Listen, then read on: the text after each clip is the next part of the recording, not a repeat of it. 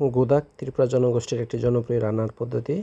আজকে আমরা করলা গুদাক করব, কিন্তু শুধুমাত্র করলা না, আজকে হচ্ছে করলার সাথে আমরা সামান্য আলু দিব। আলুটা সে কারণে দেব যেন তিতা করলার ভাবটা একটু চলে যায়, এটাটা কম হয়।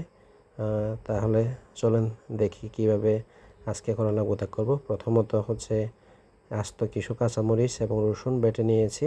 বেটে নেওয়া রসুন এবং আস্ত কাঁচামরিচ কড়াইয়ে দিয়ে পরিমাণ মতো হচ্ছে শুটকি, এখানে চিংড়ি শুটকি দিয়েছি, হলুদ এবং লবণ দিয়েছি, এবং এর সাথে হচ্ছে স্লাইস করে আলুগুলো দিয়ে দিয়েছি। স্লাইস করা আলুটা দেওয়ার পরে এখানে হালকা নাপির পানি যোগ করেছি। আপনারা নাপির পানি নাও দিতে পারেন, শুধুমাত্র পানি দিলেই হবে। তখন শুটকির পরিমাণটা একটু বাড়িয়ে দিতে হবে। তারপরে মিক্স করে আমরা চুলায় বসিয়ে দিয়েছি। ততক্ষণ পর্যন্ত রান্না করতে হবে যতক্ষণ না পর্যন্ত আলুটা মোটামুটি সিদ্ধ না হয়ে আসে। কারণ আলুটা সিদ্ধ না হওয়ার আগে যদি তিতা করলাটা দিয়ে দিই, তাহলে তিতা করলাটা বেশিক্ষণ রান্না করতে হবে। তখন হচ্ছে বেশিক্ষণ রান্না হলে তিতা করলাটা সবুজ থাকবে না এবং তার স্বাদটা নষ্ট হয়ে যাবে। পাশাপাশি হচ্ছে তিতার ভাবটা বেশি চলে আসবে।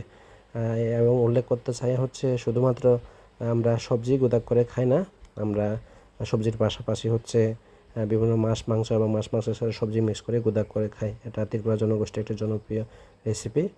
তাহলে আলুটা মোটামুটি সিদ্ধ হয়ে আসার পরে আমরা তিতা করলাটা দিয়েছি এবং নেড়ে চেড়ে দিয়েছি।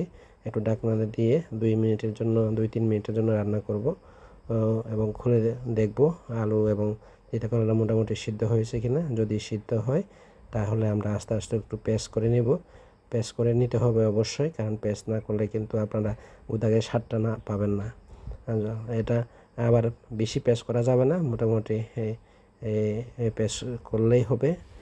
তারপরে পেস্ট শেষে একটু আবার লবণ চেখে দেখব, লবণ না হলে লবণ দিয়ে আবার একসাথে মিক্স করে কয়েক মিনিটের জন্য রান্না করব এবং শেষ পর্যন্ত হচ্ছে আমরা লবণ চেখে দেখব। লবণটা যদি হয়ে থাকে তাহলে একটু নেড়ে চেড়ে চুলার প্যানটা নিভিয়ে দিব। চুলার প্যানটা বন্ধ করে হচ্ছে আমরা